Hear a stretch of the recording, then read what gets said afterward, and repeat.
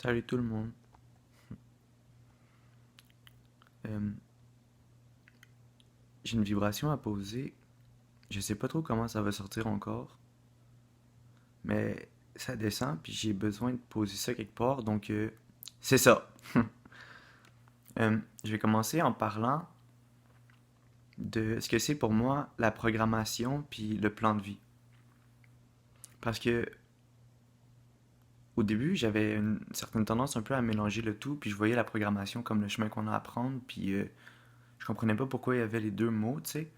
Puis finalement, j'ai compris que la programmation, en fait, c'est tous les petits mécanismes automatiques qui fait qu'on agit d'une certaine ou d'une certaine façon.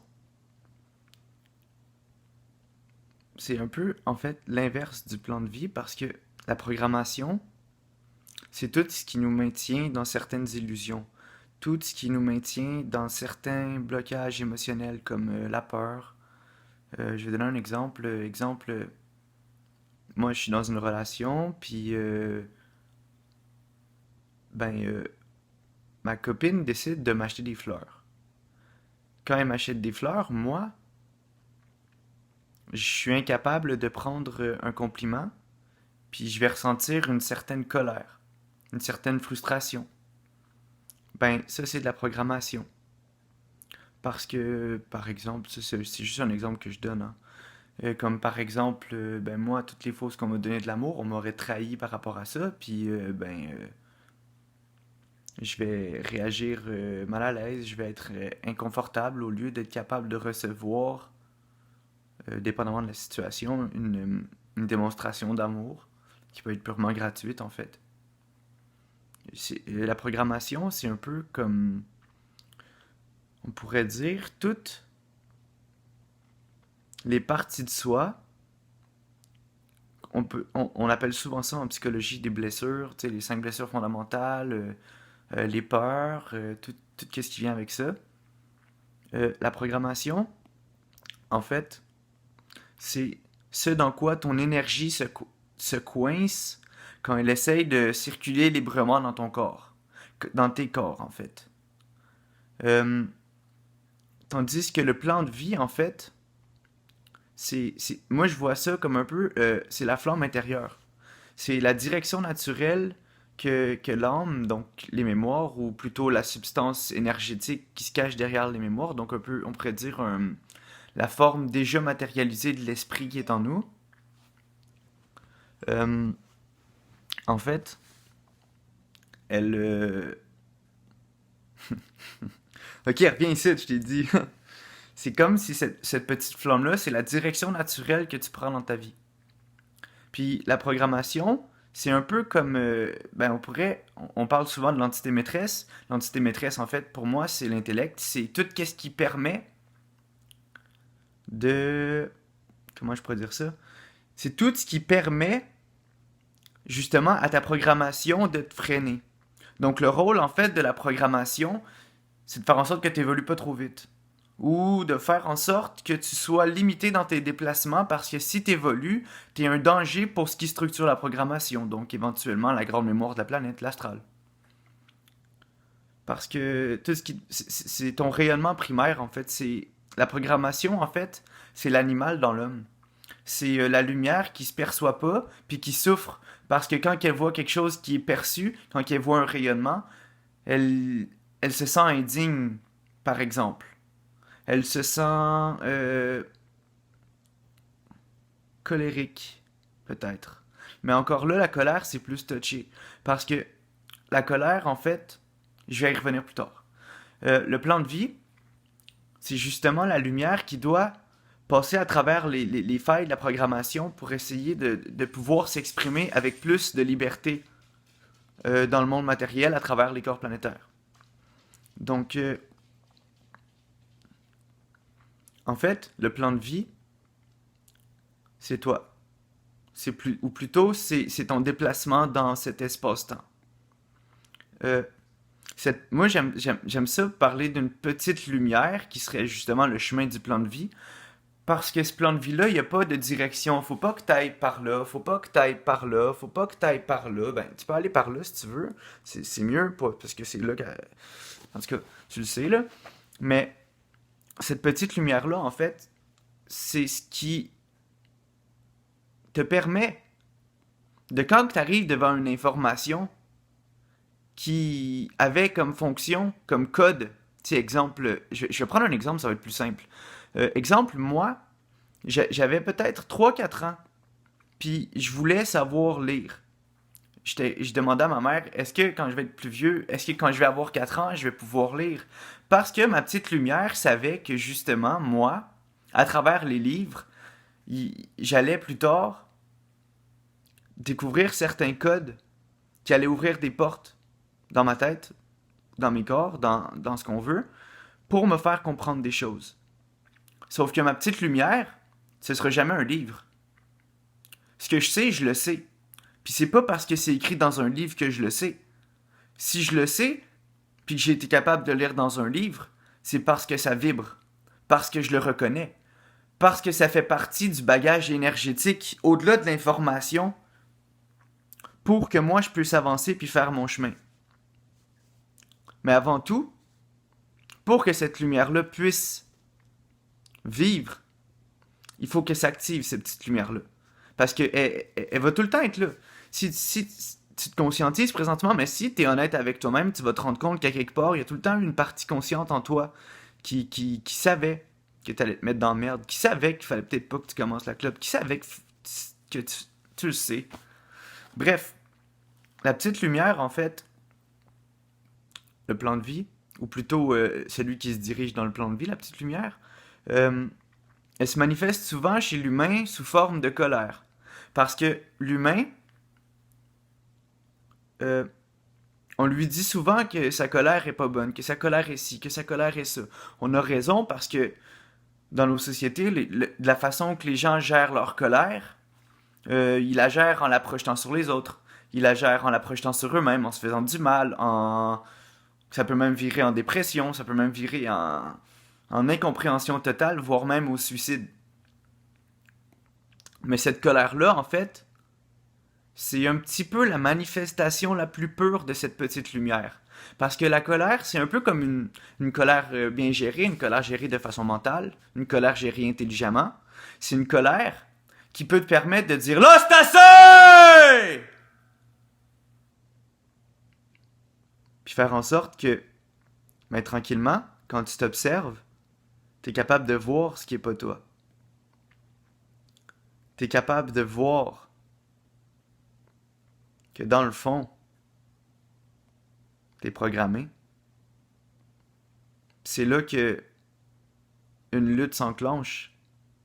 Mais est-ce que la lutte est vraiment nécessaire? Ou si justement, le but là-dedans, c'est pas d'aller prendre nos énergies qu'on met dans plein de comportements, puis tranquillement les amener à se comprendre, les amener à s'unir, les amener à soi. Ouais, les amener à soi. Parce que c'est quoi l'amour? Si c'est pas être capable de se posséder, si c'est pas être capable de savoir justement. Tu sais, c'est bon d'être capable de montrer de l'amour aux autres. C'est excellent d'être capable de faire du don de soi. Parce que ça demande une certaine maturité, puis ça demande d'être capable de pas être juste centré sur son petit crise de nombril, puis sur ses petits crises de besoin. Mais son petit crise de nombril, puis ses petits crises de besoin, c'est un feu! Puis si t'en prends pas soin quand même de tes besoins avant de prendre soin d'autour de toi, c'est sûr que tu vas être en tabarnak, pis c'est sûr que tu vas penser qu'on te mange la laine sur le dos. C'est sûr et certain que si tu donnes ton amour à tout le monde avant toi, c'est quand que tu t'aimes toi au bout de ça? Hein, Yannick? C'est quand que tu t'aimes? C'est quand que tu réalises que, mettons, quand tu prends ta calice de douche, ben c'est de l'amour que tu te donnes. Tu nettoies tes mémoires qui traînent sur le bord, tu les enlèves. Après ça, tu prends soin de toi, tu te mets tu sens bon. C'est juste, je sais bien que c'est juste un corps physique puis que c'est juste un véhicule, mais Chris, c'est le fun de se promener dans un véhicule qui va bien, tu sais. Manger, Manger des fruits, manger vivant, se donner de l'énergie. Tu sais, s'ils disent que l'amour, c'est l'énergie pure, ben, à un moment donné, faut bien que tu réussisses à mettre dans ton corps des choses qui peuvent permettre à cette énergie-là de bouger, tu sais, comme manger vivant. Euh, Puis qu'est-ce que tu fais quand tu te donnes de l'amour? Ben, tu viens prendre le grand feu, le grand moi, puis tu viens en donner un petit peu au petit moi. Puis ce petit moi-là qui est perdu, qui a peur, ben, tranquillement, il commence à comprendre. Il commence à comprendre qu'il est pas tout seul à gérer la game. Il commence peut-être même à comprendre que c'est pas lui qui gère la game, mais que la seule chose qu'il a à gérer, c'est lui-même. La seule chose qu'il a à gérer, c'est lui-même. Ça veut dire quoi, ça?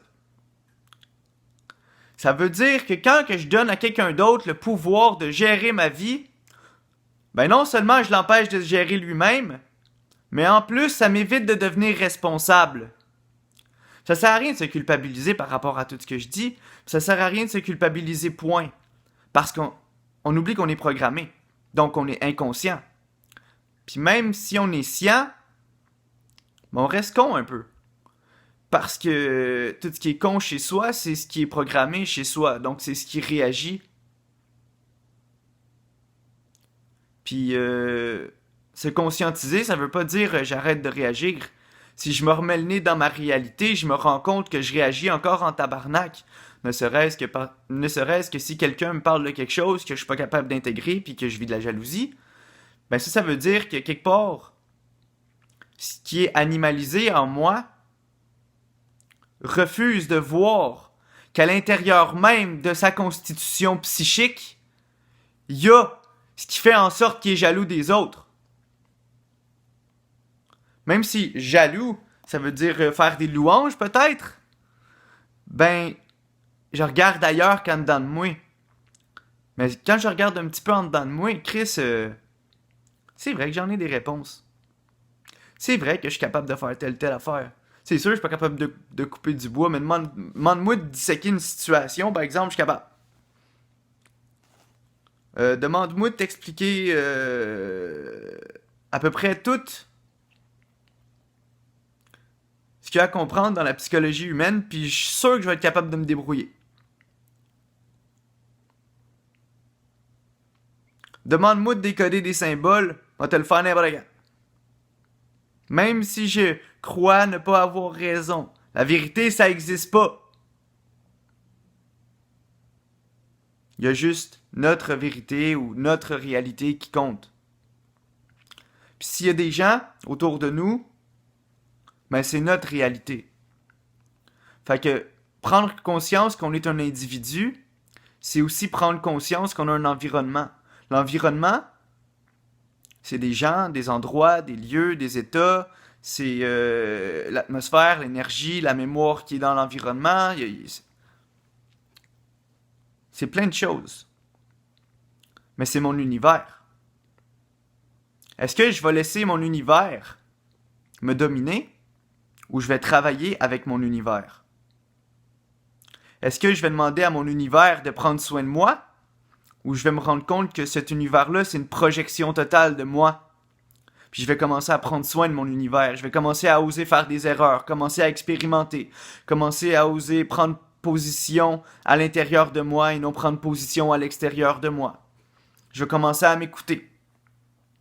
Je vais commencer à faire briller cette petite flamme, cette petite lumière. Je vais lui donner le droit de m'éclairer dans la vie. Tu sais? Je vais comprendre que, en fait, je suis en contact avec moi-même. Puis que cette lumière-là, c'est dur à gérer parce que j'ai ignoré toute ma crise de vie. Fait que ça se peut qu'elle soit en tabarnak au début. Ça se peut qu'elle ait peur. Ça se peut qu'elle ait de la peine. Ça se peut. On arrête-tu de varger sur l'ego à un moment donné? Puis on essaye-tu de le comprendre? Chris, ton ego, tu vas vivre avec toute ta calice de vie. Si tu veux faire de quoi d'intelligent avec ton ego, Chris l'est pas à l'extérieur de toi, il va se revirer contre toi puis il va te tuer, tabarnak. T'as comprends-tu, celle-là? Il va te tuer. Il va pas te tuer physiquement, là. Il va te tuer psychologiquement. Tu vas être obligé de prendre des crises de pilules. Tu vas retourner dans le système. Tu vas retourner dans la grosse prison parce que toi, t'es pris dans la petite prison. Mais en arrière de la grosse prison, il y a un grand toit. Puis à l'intérieur de ta petite prison, il y a un petit toit. Fais donc le pont entre les deux des fois. Tu vas voir, ça fait du bien. Pourquoi ça te fait mal quand on te donne de l'amour? Je parle pas d'un amour spirituel de, de, de se mettre à genoux devant l'autre, puis de... Je te parle d'être capable d'observer ce qui se passe chez toi sans te juger. D'être capable tranquillement de prendre tes énergies puis de les amener où toi tu veux. Même si tu te rends compte tranquillement que ce que toi tu veux, ben ça manque de maturité. Au moins tu vas le comprendre. Pis si t'es capable de le comprendre, ben c'est parce que t'es intelligent, Calis. C'est pas compliqué, là.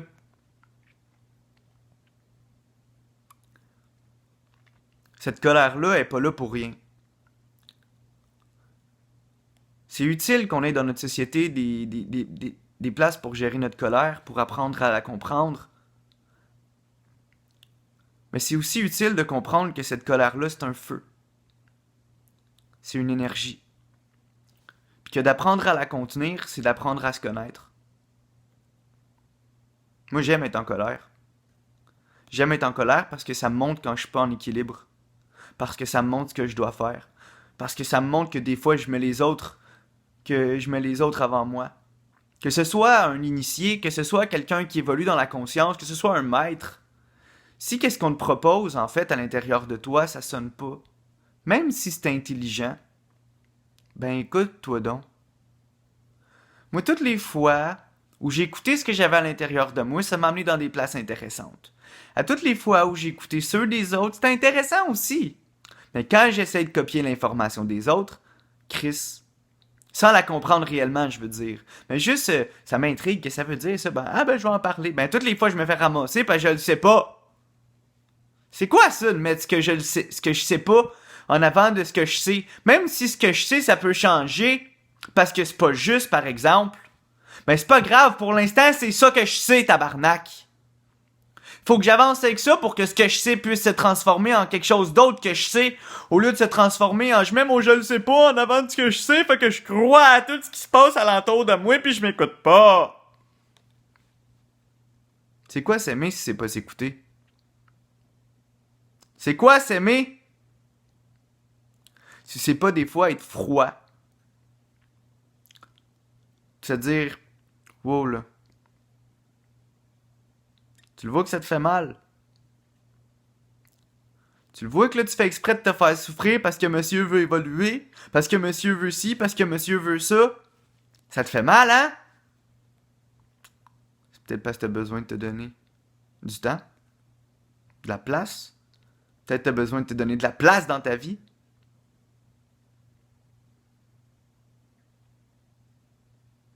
Ça va finir sec, mais ça va finir comme ça, pas je t'en ai. C'est tout.